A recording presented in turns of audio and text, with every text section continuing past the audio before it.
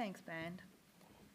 Good morning, church. My name's Lucy, and I'm here this morning to bring us our Bible readings. The first reading is from Matthew chapter 12, verses 1 to 14, and it can be found on page 1389 in your church Bibles. I'll give you a minute to find it. It's page 1389.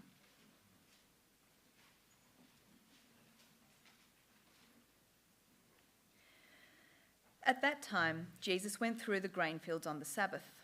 His disciples were hungry and began to pick some heads of grain and eat them. When the Pharisees saw this, they said to him, "Look, your disciples are doing what is unlawful on the Sabbath." He answered, "Haven't you read what David did when he and his companions were hungry? He entered the house of God, and he and his companions ate the consecrated bread, which was not lawful for them to do, but only for the priests. Or haven't you read in the law that on the Sabbath the priests in the temple desecrate the day and yet are innocent? I tell you that one greater than the temple is here. If you had known what these words mean, 'I desire mercy, not sacrifice,' you would not have condemned the innocent, for the Son of Man is Lord of the Sabbath." Going on from that place, he went into their synagogue, and a man with a shriveled hand was there. Looking for a reason to accuse Jesus, they asked him, "Is it lawful to heal on the Sabbath?" He said to them, "If any of you has a sheep and it falls into a pit on the Sabbath, will you not take hold of it and lift it out? How much more valuable is a man than a sheep? Therefore, it is lawful to do good on the Sabbath." Then he said to the man, "Stretch out your hand." So he stretched it out, and it was completely restored, just as sound as the other. But the Pharisees went out and plotted how they might kill Jesus. The second reading is from Zephaniah, chapter 2, verse 4, through to chapter 3, verse 8, which starts on page 1347 of your church Bibles. This won't be up on the screen. So that's page 1347, starting in Zephaniah chapter 2, verse 4, going through to 3, verse 8. Gaza will be abandoned and Ashkelon left in ruins. At midday, Ashdod will be emptied and Ekron uprooted. Woe to you who live by the sea, O Kerethite people. The word of the Lord is against you. O Canaan, land of the Philistines. I will destroy you, and none will be left. The land by the sea, where the Kerethites dwell, will be a place for shepherds and sheep pens. It will belong to the remnant of the house of Judah. There they will find pasture. In the evening they will lie down in the house of Ashkelon. The Lord their God will care for them. He will restore their fortunes. I have heard the insults of Moab and the taunts of the Ammonites, who insulted my people and made threats against their land. Therefore, as surely as I live, declares the Lord Almighty, the God of Israel, surely Moab will become like Sodom, the Ammonites like Gomorrah, a place of weeds and salt pits, a wasteland forever. The remnant of my people will plunder them. The survivors of my nation will inherit their land. This is what they will get in return for their pride, for insulting and mocking the people of the Lord Almighty. The Lord will be awesome to them when he destroys all the gods of the land. The nations on every shore will worship him, every one in its own land. You too, O Cushites, will be slain by my sword. He will stretch out his hand against the north and destroy Assyria, leaving Nineveh utterly desolate and dry as the desert. Flocks and herds will lie down there, creatures of every kind. The desert owl and the screech owl will roost on her columns. Their calls will echo through the windows. Rubble will be in the doorways. The beams of cedar will be exposed. This is their carefree city that lived in safety, she said to herself. I am, and there is none besides me. What a ruin she has become, a lair for wild beasts. All who pass by her scoff and shake their fists. Woe to the city of oppressors, rebellious and defiled. She obeys no one. She accepts no correction. She does not trust in the Lord. She does not draw near to her God. Her officials are roaring lions. Her rulers are evening wolves, who leave nothing for the morning. Her prophets are arrogant. They are treacherous men. Her priests profane the sanctuary and do violence to the law. The Lord within her is righteous. He does no wrong.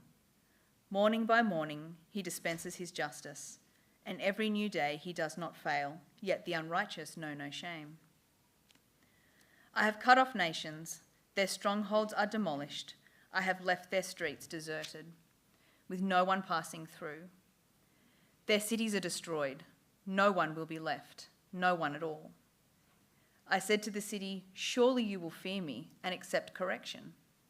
Then her dwelling would not be cut off, nor all my punishments come upon her. But they were still eager to act corruptly in all they did. Therefore wait for me, declares the Lord, for the day I will stand up to testify. I have decided to assemble the nations, to gather the kingdoms, and to pour out my wrath on them, all my fierce anger. The whole world will be consumed by the fire of my jealous anger. Here ends the reading.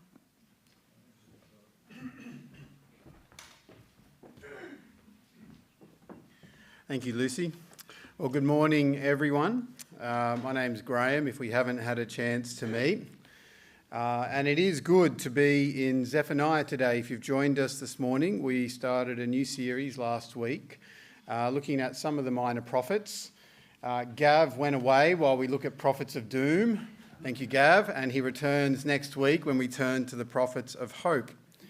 So I'm very thankful for that, obviously. But actually, I am looking forward to this passage, looking at this morning with you all, this passage of God's terrifying judgment. You heard those last few verses. Have a look at chapter 3, verse 8, where we read, God say, therefore wait for me, declares the Lord, for the day I will stand up to testify. I have decided to assemble the nations, to gather the kingdoms, to pour out my wrath on them, all my fierce anger. And even though terrifying, we look up at verse 5 and we read this. The Lord within her, that's Judah, the people of Judah, the city of Jerusalem, the Lord within her is righteous. He does no wrong.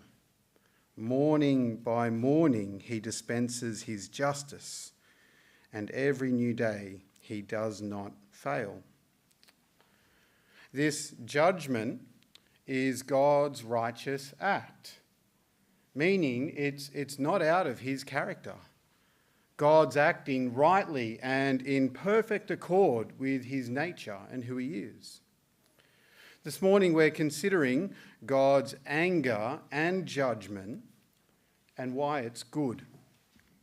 And as we do this, I want us to see how obviously God's anger and God's judgment explains the cross and the empty tomb of Jesus. A stunning work God does because of his righteous anger. So our aim this morning is to walk through the passage and then ask just two questions. What do we learn about God, and what do we learn about ourselves? So there are only two questions after walking through the passage this morning. So friends, brothers and sisters, strap in, job's on, it's go time as we look at God's anger and judgment. So far in Zephaniah, the nation of Israel, a long time ago, were one kingdom under God. But in sin and faithlessness, they split, and now they're two nations. There's a north and there's a south. Zephaniah's in Judah, the southern, with Jerusalem. Also, both nations, our north and south, have been exiled. They're ruled by other nations. There's conflict on every side of the people of God. However, beneath all these troubles is actually their real problem, and that's their conflict with God. Things with God are impossibly fractured with these people at the moment. And in Zephaniah, we know the kind of relationship Israel had with God. Through chapter 1 and through chapter 2, you would have seen it. You would have seen the word Lord written in capitals. Capital L, O-R-D. It's the Hebrew word for Yahweh, God's personal name. And when Yahweh is referred to, it's remembering God's covenant with his people. It's why if you look at chapter 2, verse 4, God calls a very faithless people who are under judgment and exile, my people still. They're still his people. So what's a covenant? Well, a covenant is a remarkable blend of both law and love. It's more loving and intimate because it's actually legal. Marriage is our nearest example. Two people promising loving faithfulness, but they bind that love with laws of exclusive commitment through sickness, poverty, forsaking all others. You know the vows. In the Old Testament covenants, they were generally between two nations committing faithfulness to one another and binding it with laws of exclusive commitment. And if either break that covenant, it means death for one of them, for the ones who break it. In Deuteronomy chapter 29, Moses tells Israel, through the redemption of Egypt, they are now in covenant with God.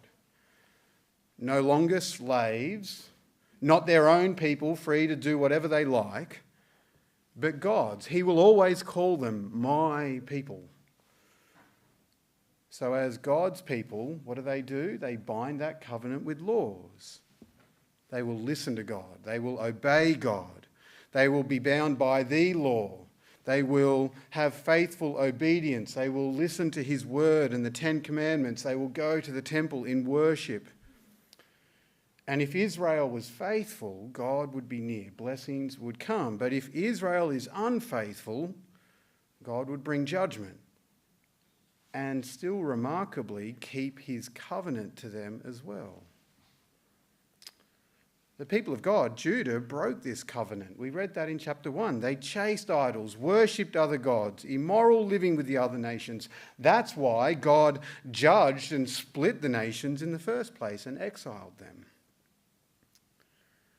So think about this from God's perspective. I mean, what would we do if God? It's an impossible situation. He's committed to unfaithful people, yet he won't and can't break his end of the covenant. Can you see that? Can you see that impossible scenario? Well, look at God's judgment against the nations and then at Judah. At chapter 2, verse 4, it starts with the nations. God looks at the Philistines, Gaza. They have been against his people since Exodus. God's judgment will be swift and overwhelming. All the cities will fall, emptied, and it'll happen before midday in verse 4. And we're told at verse 7, only the remnant of Judah will remain, continuing to live. Because of current circumstances, we're just going to step outside of this and we just address this immediately. This passage is not about Israel or Palestine's claim to the land today. So you can delete that narrative, whatever side you may want to side with.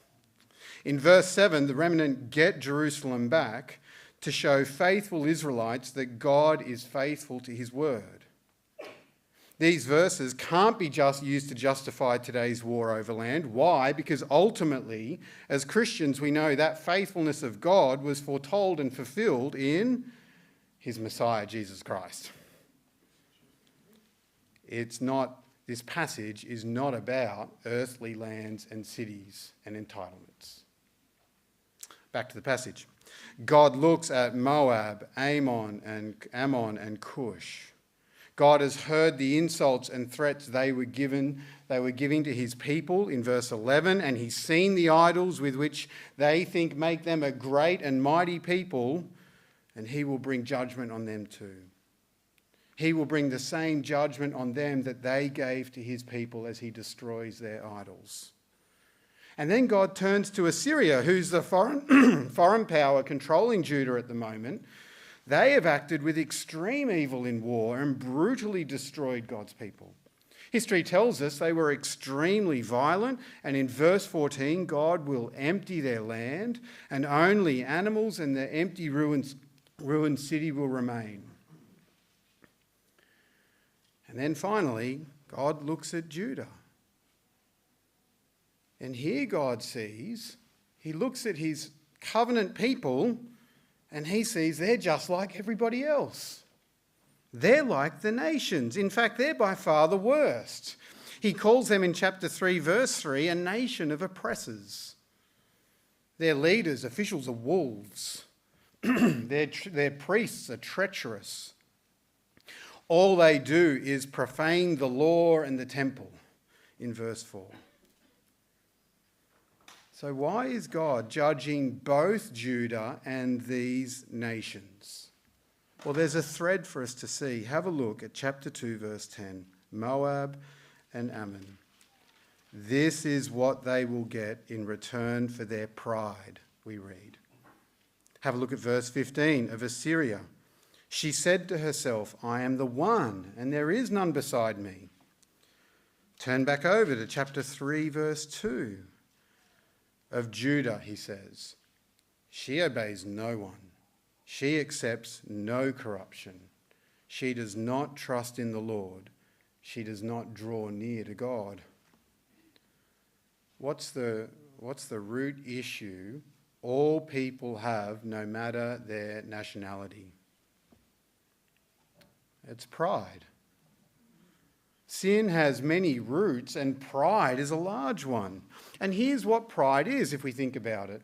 Pride is inflating ourselves, believing we are bigger in every way, more in control, more capable. And pride is so good at this, it looks at God and says, what can you, God, do or tell me that I can't do or find for myself? Simply, pride is a desire for and a delusion of greatness. We could even argue that pride is the opposite of faith. If faith trusts in another's strength, like we do with God, we trust in his strength. Pride, what? Trusts in its own strength. Pride must always be right. Pride mocks others to feel better. It's envious of others. In failure, pride is a self-pity party over how you look, rather real grief over what you caused. If we listen to pride, all we get are lies, justifying sin, inflating our ego, and telling us it's everyone's fault anyway. And notice this, when God assesses the dangers and the evils and the hopelessness of this world, his judgment is that pride, sinful pride, is truly wrong and truly destructive. He reveals what's worthy of judgment. And you can see why, can't you? Pride utterly removes God. It removes his power, him at the centre, his plan as the purpose of it all. Pride makes everything and everyone and every event about us, when truthfully everything is from and for God. It's not hard for us to imagine a world where pride is left unchecked. We see it in the Old Testament, don't we? Adam and Eve started it when they ignored all that God said in creation and went with their own judgments on what they thought was right and wrong. The nations prior to the flood of Noah. The nations building a Tower of Babel. The Canaanites whose sin reached unimaginable depths. I mean, we have our own history, nations against nations, genocides, wars, slavery of any kind. No one escapes this. Yet this judgment, as well as naming evil, it's for justice. And we saw that, didn't we? Remember, God still sees the faithful remnant in chapter 2, verse 7 and verse 9 being persecuted. So God guards his faithful by bringing justice to the oppression they suffered. God is keeping his side of that covenant. This is what it looks like to have God's faithfulness on our side. In chapter 2, verse 4, God still sees Israel as my people, so he will protect those who call him my God. That means this day of judgment, It's actually their moment of redemption. It's a great day as God brings salvation by righting wrongs to keep his people and his promises. Now, we may have sat through all of that, and you might have two objections to this. Often we hear, surely God can't judge the nations. They're not like Israel. They don't have a covenant with God. Well, actually, they do. In Isaiah, about 100 years before Zephaniah, in chapter 24, God speaks the same way about the earth and the nations, and he calls what they do as breaking the everlasting covenant. A permanent covenant between creator and creation, a covenant explicit in the fact that all people have life. All people have seen creation and the glory of the creator. And God's judgment is because all are just like Adam. In sin, and just as Adam broke that covenant. And so did all the nations in this way. And you know what that makes Zephaniah's word of judgment then? Makes it a warning light. Like a car's dashboard warning light. I'm sure you're not driving around with the engine warning light on or any other thing, warning lights like that on in the car. But those warning lights tell you to stop because if you don't look under the hood, things will explode. God's showing no one is beyond his reach, his rule and his reign. And if they don't listen, they're in catastrophic danger, and it's an evil rightly judged by the Creator God. Well, the next objection to this, and I'm sure you saw this in chapter 3, verse 8, you'll read this and go, surely God can't be angry at this, though. In chapter 3, verse 8, he's wrathful, he's angry, he's jealous. Surely he can't be like that. Well, God is angry at sin and sinners, but we don't miss verse 5. The Lord within her is righteous, and he does no wrong in his dispensement of justice. This actually tells us something that we need to consider about God, that God's wrath, that his jealousy and anger is righteous, and even love. This judgment is in line with God's good, righteous love. Think for a minute for your own situations. If we see someone we love near catastrophic danger, what would we do?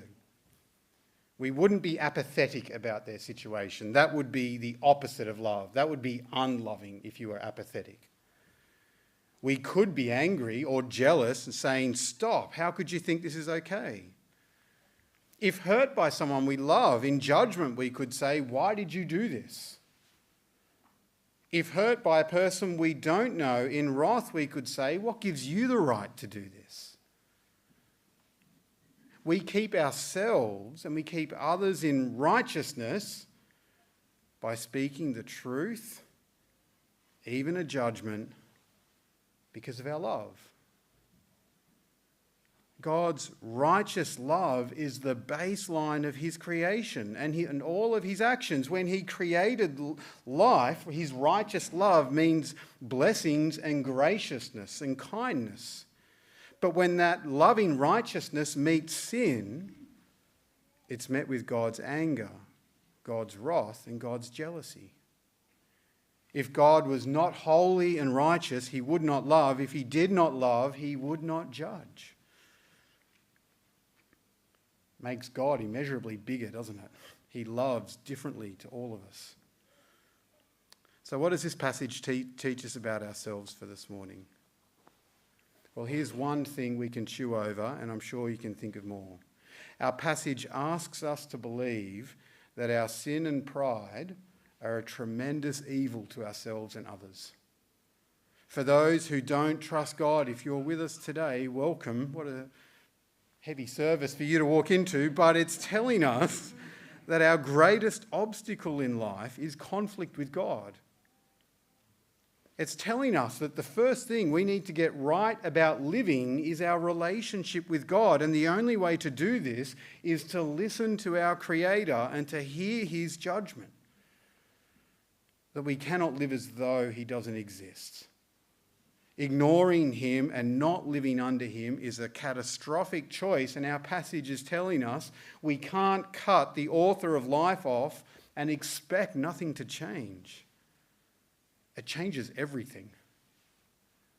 And for those who do trust God, it's telling us that God, he sees our suffering.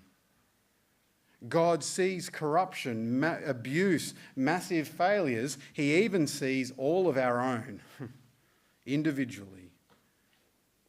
And God will not excuse this. His character won't let him, yet we can trust that God will bring all things to account and provide for his people.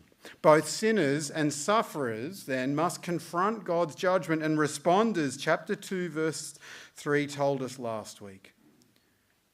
Seek the Lord, all you humble of the land, and you who do what he commands. Seek righteousness. Seek humility. If pride puts us over and above everyone else, including God looking down on him, where does humility put us? It puts us under him, under his word, over and above our own word. His judgments over our judgments, his power over our strength. No matter who we are, the judgment is God's righteous love, is the way he saves, and it's God's assurance that he brings salvation to those who are faithful. It's God's right and loving actions, and we can trust them. Now, what we learn about God shows us why we can actually trust him, because what do we learn about God in this passage? Well, we've heard it. He's in an impossible relationship with his people, with creation. God will judge sin, and God will keep his part of the covenant to an unfaithful people. Can you see the dilemma he is in, but can you see the solution he has to find? Covenant law demands his wrath, his anger, his judgment against sin forever. So that means he will bring a moment of terrifying sin on judgment. And he will bring a moment that results in death. Yet his covenant demands his faithfulness. So he'll bring a moment where he puts his life on the line. Where God in perfect sacrifice will give his life over to keep his word and faithfulness to those who can't. He will keep the covenant that we never did. He will have a moment of profound covenant love that answers his judgment, that brings salvation and victory, that makes enemies his people from any nation across the world. He will bring a moment that makes it safe for his people to safely pass through his final judgment and come home forever. Can you see how God responds to his covenant? God's judgment tells us why Jesus goes to the cross. It's a stunning blend of love and law as Jesus goes to receive what would be devastating for all people to receive, and will if they don't turn to him. Where God won't ignore our sin, but he won't ignore our loss, and to show that, he will give his life over through his Son to die on the cross for us. God's judgment should make us trust him not to ignore our sin and suffering, to trust him that he will bring salvation and that he will bring that through his judgment on sin as he keeps his covenant, not just his own end of the covenant, but he keeps ours as well. Let's pray together. Heavenly Father, keep our heart humble to you so that we may hear your true decrees and judgments. May we feel the depth of our sin and the wonder of your salvation that can only be according to your righteousness, that shows us how far we are from you, but how impossibly near you come to us through your Son. We ask this in Jesus' name. Amen.